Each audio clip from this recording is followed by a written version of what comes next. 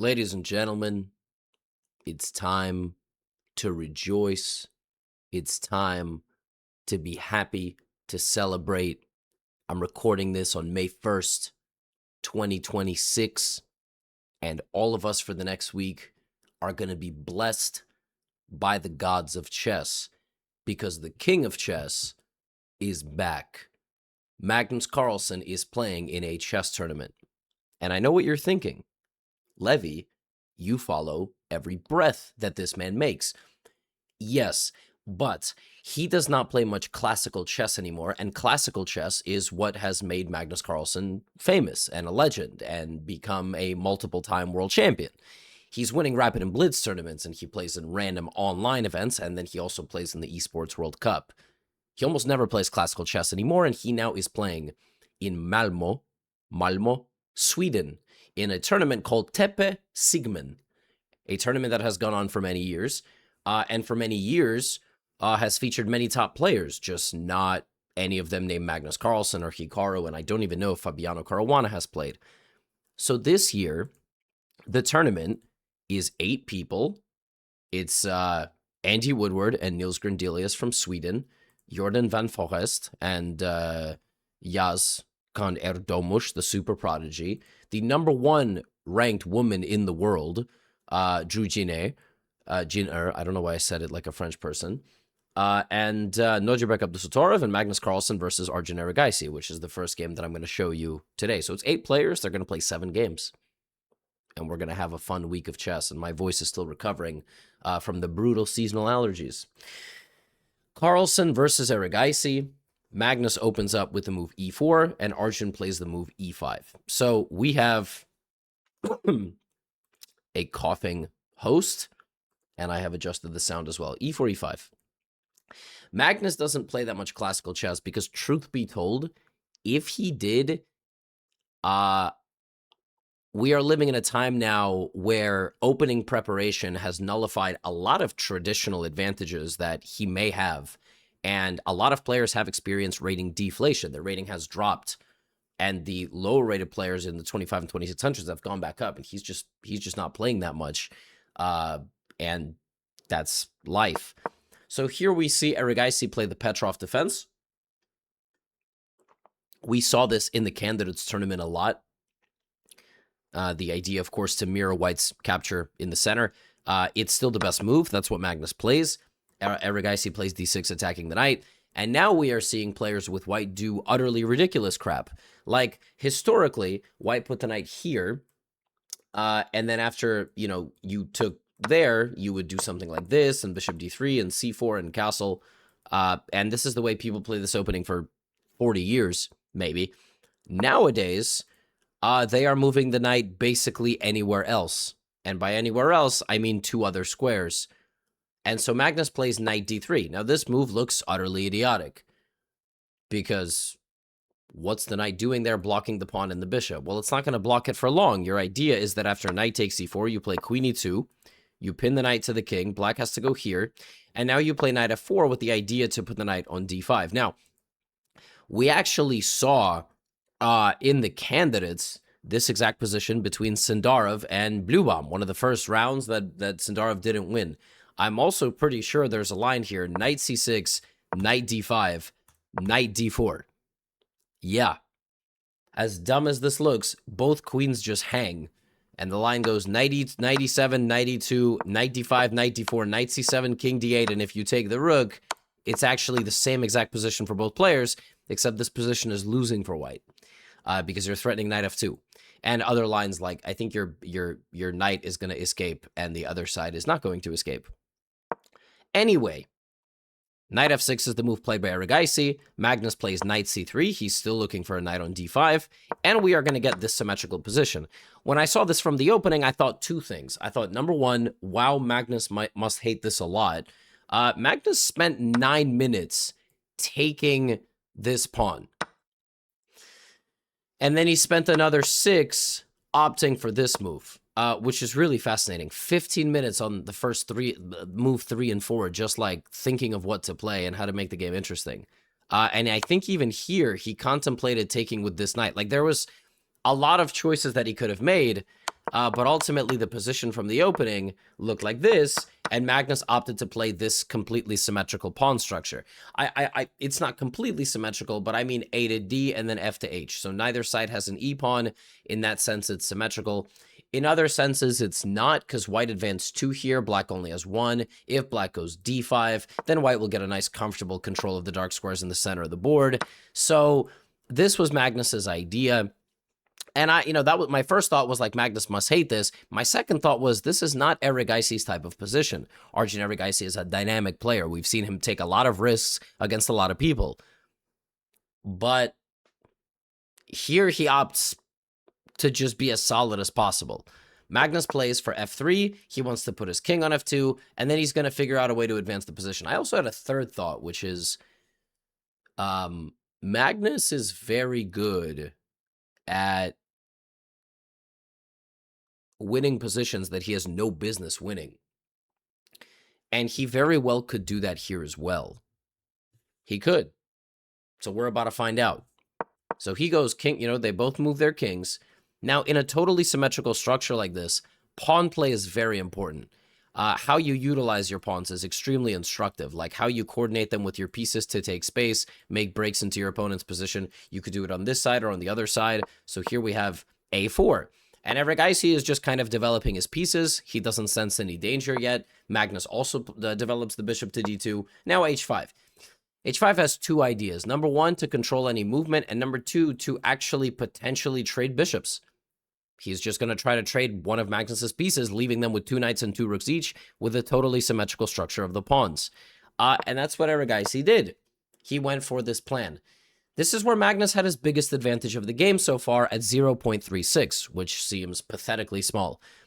But the point is that actually this loses black time and also kind of uncoordinates his position. He now has to spend 2 moves moving the rook around, and Magnus goes for it. And this is a very good example of pawn play. This knight moved out of the way to enable the C pawn and the B pawn, all of them to go together.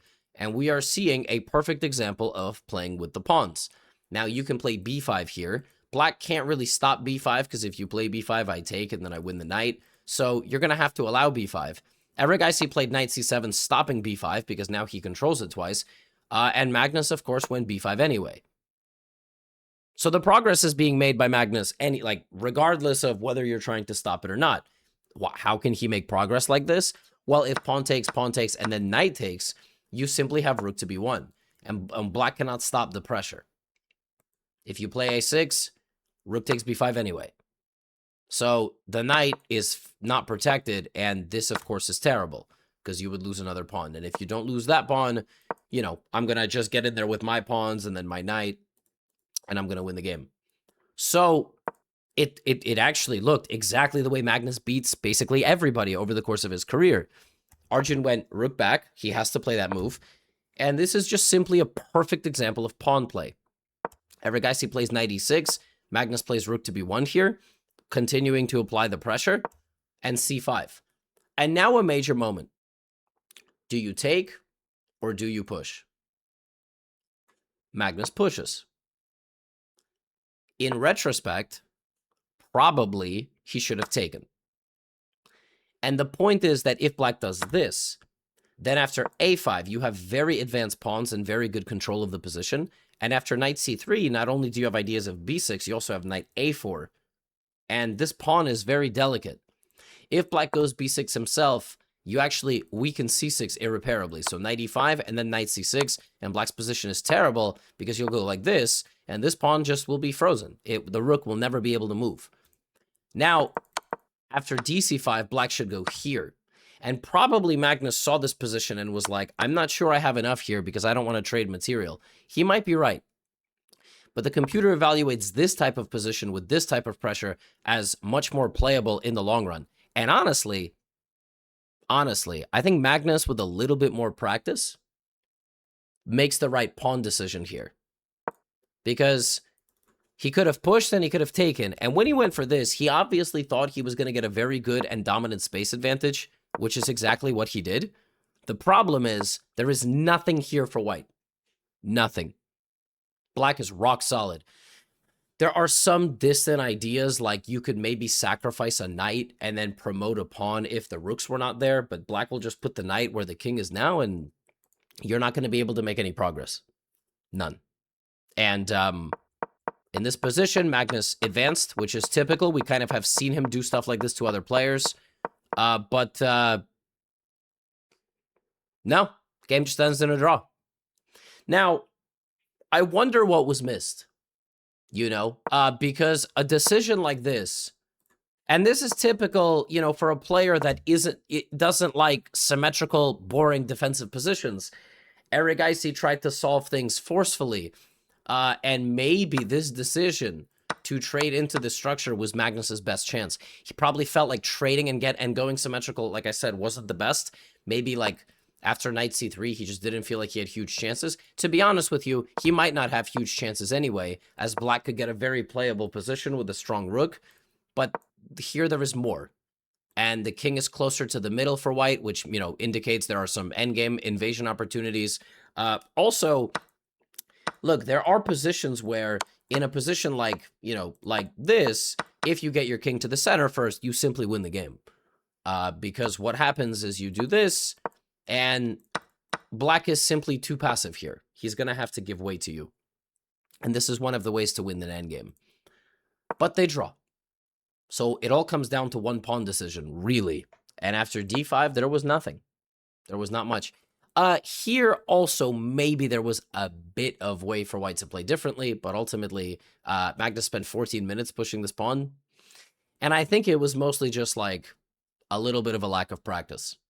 Now, we move on. We go back to... I skipped the opening there for a second. I apologize. Let me make sure that doesn't happen on any of the other boards. So, Drew, Jiner versus Nojibek Abdusattorov. Nojibek is the 4th highest rated player in the world. And he is like 6, 7, oh my gosh. Sorry. Yeah, 7, 8 points away from being number 3 to overtake Caruana, and he's 10 points away from being number 2 to overtaking Hikaru. So he plays with the black pieces. My boy Nojibek Abdusattorov plays the Caracan defense. My guy. All right, let's see how white handles this. She plays the advanced variation, and he plays bishop f5, very principled. Obviously, he has studied my course. He knows that I recommend c5. Many of you have studied my Caro-Kann. Granted, Caro-Kann at this level is not the Caro-Kann at your level or my level, but all the same. And white plays this very positional system, a system that I, in my years of playing the Caro-Kann, have seen maybe less than 2% of the time, 3% of the time. Knight d2 and knight b3. Basically completely shutting down the black idea to play pawn to c5, which is a typical liberating idea in the Caro-Kann. And so now black plays a very maneuvering type of setup. He plays knight e7 and knight d7 and h6, preparing the bishop to go back, and also actually preparing g5 and bishop g7. Typical developing idea, also just g5 to occupy space. Then he plays a5, which is a thing, and white will play a4 to target that knight. And normally, historically here, black will play queen c7, and maybe g5, and maybe bring the bishop back, and maybe knight f5. So I always struggled with these positions with black because there's a lot of very, very, very subtle details, and actually I struggle with these positions for white. I mean, it's a very locked position. You have to have a deep understanding of the maneuvers. He goes bishop g6, which is not the most common move. And she spent a lot of time here. She ended up going bishop d2, which is certainly just one of the most natural developing moves. And Nojibek went knight f5. So black is developing like this. He then wants to develop the bishop this way, or maybe play the move c5. Now things get weird. Because Nojibek plays bishop b4. Now bishop b4 allows white to simply play c3 and kick out the bishop. I think the idea is that after you do that, black just retreats, and even if he goes back, as crazy as this looks, to this square, your knight is now totally destabilized, and you have no pressure on a5. So black is actually free to play a move like knight b6, and maybe knight c4 or knight a4, and this will always pressure your queen side. So this completely ridiculous move is actually very strong and annoying. Still, I think c3 or moving the bishop is best. Here, white felt the pressure and ended up going queen e1. And Nojibek plays very fast. So he chops off this bishop, but what white failed to realize here is that even though this move is exactly what black wants you to do, this is really what black wants you to do, because after this trade, it's a very important piece in the black position that has been traded, and now it's not in the way, and black gets a completely reasonable position. And now black can generate play like this or like this. Those are the two pawn breaks that black is potentially going to take advantage of later in the game. If he doesn't, then he would have outmaneuvered white expertly, because without those moves, I don't really know what you can possibly play here. Bishop d3, queen to b6, setting up the move c5, rook c8, and now knight e7, trading off the bishops. So we have a position of no bishops, which means long-range attacks are far less likely. It's going to be a lot more like hand-to-hand combat, grappling style. So you're going to have a lot of like pawns running into each other, maneuvers. c5 is still very much in the air. Maybe a queen trade to open up this. We're going to use this b pawn maybe to play b6, c5 as well. Put the knight back on f5. I mean, getting the knight to e4 would be fantastic, but it's not possible. Rook a3. Finally. Now we're in business. Now this is the real stuff right here. White plays takes. Apparently, it was still better to keep the position like this. c3 would have kept things solid. Now the game is going to open up. Rook c5 and a trade. So this pawn trade led to a knight trade, and then this rook trade is also apparently bad. Black is simply too active here. And after this trade, he immediately brings the knight either to c6 or to f5. And the quality of knights is not the same. That knight has put in work. This knight developed on the 6th move and literally, and I do mean literally for the first time ever, because I always say literally, never moved again. Black is now bringing the knight back and is trying to replace, the domination in the center of the board. Now, for an obvious reason, white plays knight d4. Knight d4, is a very straightforward move. It's intending to meet the knight move exactly where it is. Now, I'm not exactly sure what happened here. But after rook c8, you cannot protect both things at the same time. So the knight developed to f3, and I think, seeing that this wasn't coming, she played this move, and maybe just anticipated that knight c6 would happen. But this is just a one-move mistake. And, yeah, and then Nojibek trades the queens. And, okay, I mean, it's very instructive how he actually wins this position. He trades the queens. The rook will go to c4, removing the knight from the defense of this pawn. Also, knight will come to c6, and black can just very easily win the pawn endgame. So knight g6, he takes a second pawn, he comes back, and then what's going to happen is probably these A and B pawns will be swapped, or black will, establish complete control of the position. He now threatens a rook trade. After rook c4, dc4 is good, but knight c4 is actually even stronger because now you can't move at all. Then I'll play king d6, and f6, e5, and black wins by just advancing down the board like this. Black here has a, where are the piece captures?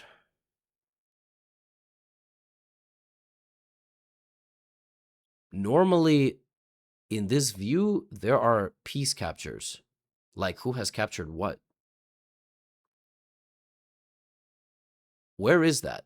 Is that a chess.com bug? I just realized that, because a lot of people actually look at those things, but I don't look at those things, because I know who has more pawns. But I just realized that's not there. Okay, fascinating. Nojibek wins a nice game. I mean, it was going to be a positional masterclass, probably. But yeah, this move is unfortunate. I think she thought that after rook c8, there was queen a3. And after queen d4, queen e7. But I don't know. Maybe she just missed rook c8. I'm not sure. Let's go to Van Foreest versus Erdogmus.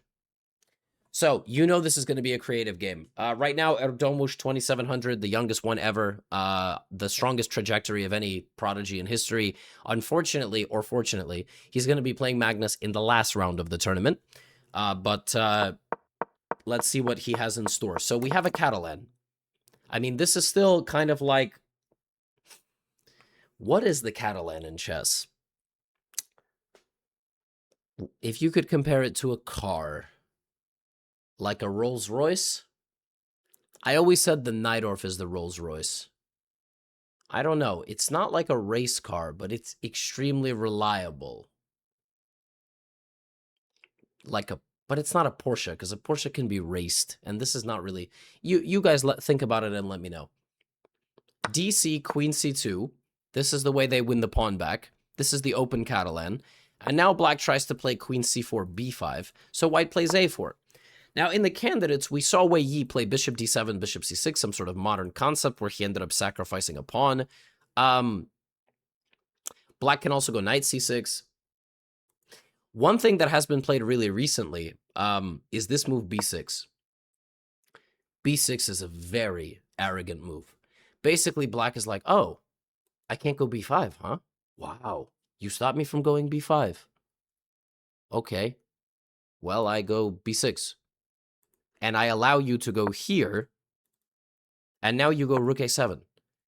I mean, this is just insane. And then you're going to go Bishop B7, trading off the Catalan bishop. So white goes Rook D1 to defend this pawn and stop this with this.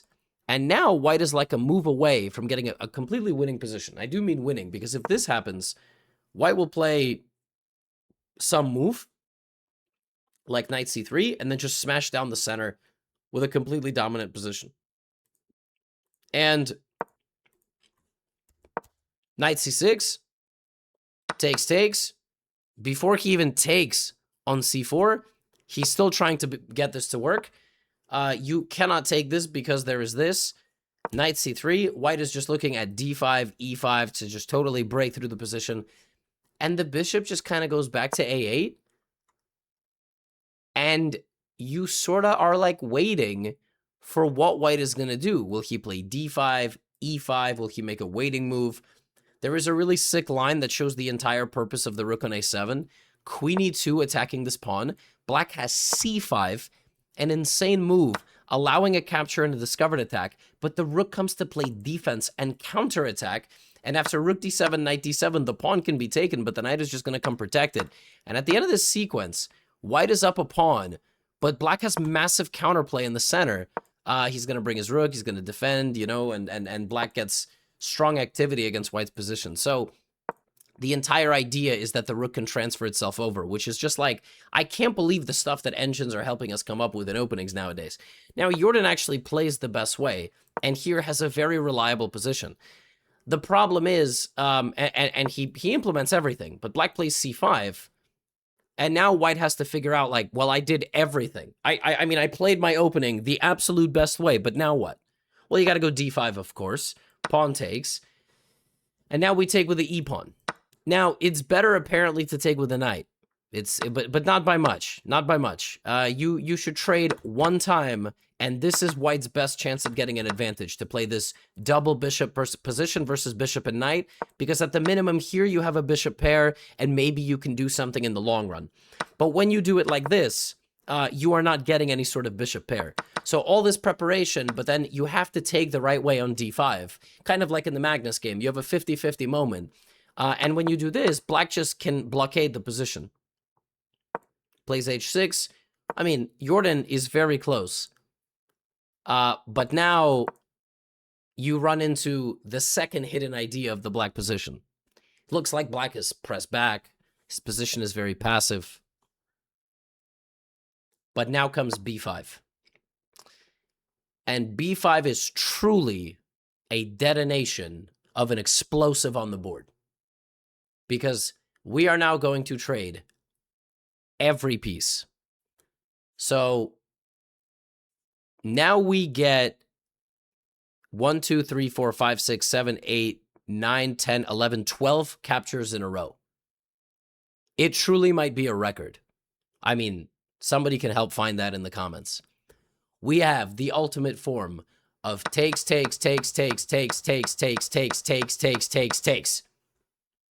And the game is a draw. Everything liquidated. There was a brilliant in here because he sacked the rook, but then, you know, he immediately got the 2 pieces back, and this game ends in a draw. This was an interesting attempt by Jordan to play the Catalan. It was certainly a creative defensive try by Erdogmus. Probably Jordan could have pressured a little better, but it just came down to one decision that, and then Black lashed out with a nice defensive resource. And last but not least, we have Andy Woodward versus Nils Grandelius. Now, I'm pretty certain Nils worked on the team of Hikaru before Nakamura. There's no other Hikaru. I maybe even for this recent candidates tournament also. And the reason I say that is because the opening that he played is the opening that Hikaru played like 4 times in the candidates. Now, Woodward just won the challenger section of the Tata Steel tournament back in January. So he's on fire. 2635 probably does not reflect his current level. It's probably like 2670. Grandelius will try to defend this position. Now, Woodward plays like this. He plays it kind of Catalan style. And we just get basically a pure Catalan position, except knight c3 and h6 are included. Knight c6, this line where white gets the opposite colored bishops and tries to just play like this. Now, I think Fabiano Caruana played like this against Sindarov in the candidates, bishop 2e3. And in that game, Sindarov went knight to d5. And then Fabi gave him this bishop, played knight versus bishop. That was the one game where Sindarov was under some pressure. You probably don't remember that at this point, but I promise that happened. Nils spends 16 minutes. He does not play knight to d5, although that's one of the moves. Oh my gosh, I am in bad shape, and these antihistamines are not working. a5 is the move that he chooses, taking space, maybe bishop a6, maybe rook a6 in some positions. I have no idea, but probably not. f3. And Andy is trying to play the setup where he's going to get this big structure. He's covering the center like this. Black plays rook d8. Andy plays queen c1. I ain't going to lie to you. I cannot explain the move queen c1. I don't understand queen c1. I have no idea why he wouldn't go queen c2. I have a feeling he didn't go queen c2 because in some lines, the queen can be attacked. Other than that, completely beats me why he wouldn't play queen c2. And now we have e5. Also, maybe you want to keep the bishop protected in some lines. Maybe that was the idea. Maybe if queen c2, e5, rook d1 does not actually protect the pawn on d4. Like, because there would be a sacrifice. And then queen e3 check. Maybe that. I have no clue. But he goes queen c1. And after e5, now the bishop is protected. So maybe you... But I still don't know. I don't know. He ended up going for it like this and offering a trade of queens and playing this position. So Woodward is doing an impersonation of a Norwegian guy that is sitting a couple feet away from him. He wants to play this. Opposite colored bishops and the slightest of changes in the pawn structure. White has what we call a pawn majority here, 4-on-3, and black also has some weaknesses. So white will try to win a pawn. White will also try to potentially establish a knight for bishop situation because that would give him some good winning chances. Knight d5, rook d1, nice trick. You can't take the bishop, bishop d4, and Andy goes for a pure opposite colored bishop and rook endgame. White has winning chances here because black's pawn structure is very bad. And white has a 4-on-3 where he will try to take as much space as possible, but with best play, it should be a draw. a3, king e7, and if you play rook d8, I mean, purely bishop endgame would be kind of hard to lose with black, but maybe there is something to be said. I did show you in the previous endgame how king activity is very important. This is a perfect example because black plays rook d8, and rook d8 is apparently a very bad move. Well, actually, no, it's not apparently a very bad move. Actually, it's quite obvious why it's a bad move. Nils here needed to wait. He needed to make some improvements with this structure. He didn't like that it's difficult to do that. For example, if you play g6 here with black and try to play h5, I'll play h4. And if you play h5, I'll play g5 maybe. And go for this and get like a potential 3-on-1 situation where this pawn is not really a factor. Also bishop f6, bishop b4 ideas. Maybe he didn't like something with the way that the structure could transform. He deliberately sacrifices a pawn. I don't think he blundered this because white here can give a check, win a pawn like this, and get this endgame. But this is lost. This is lost because you cannot defend 4-on-2. You can defend 4-on-3 and 3-on-2, but you cannot defend 4-on-2. And the problem for black is his structure is miserable. He has a 3-on-2, but it's not a 3-on-2 at all. Honestly, it wouldn't even be a 3-on-2 if this was here, because the pawns can't make any progress on the opposite complex. You need the pawns to actually be able to walk together. And since they aren't able to walk together here, well, Andy Woodward, maybe he thought the bishop was stuck. Andy Woodward just advances and gets the clearance that he needs, and this is an easy win now. This is an easily winning position, because you cannot defend 3 pawns like this. The pawns will go together. This will constantly be a threat. H6, you sacrifice the bishop. It's a very classy way to win, because you seal the position. That's really disgusting. You don't even need a bishop. Black's only move is like king f7, and you play king f4, and by the time the king gets there, you play g5, and then you walk the king over here, you play c5, you just make a waiting move. It looks like there's no way to win, right? Because, like, how do you make progress? King e6, bishop d3, how do you make progress? f6. Yeah, but you win. f7, king f8, nasty. Absolutely nasty. There's still some ways to mess this up, like you can take in stalemate, just don't take in stalemate. Very nice win for Woodward, I have to say. Very nice. Very nice. And for Nils, I think he will be annoyed at himself. I don't think he played to the best of his ability in this game. And, you know, when you deliberately go for these types of openings that are, like, a little weird, a little imbalanced, I mean, you are looking to transform the position in a comfortable way. But this is a very poor position for black, like, practically speaking, because you have so many problems, and you don't have any counterplay. And, yeah, sometimes when you try to play these positions for a draw, it just doesn't work out.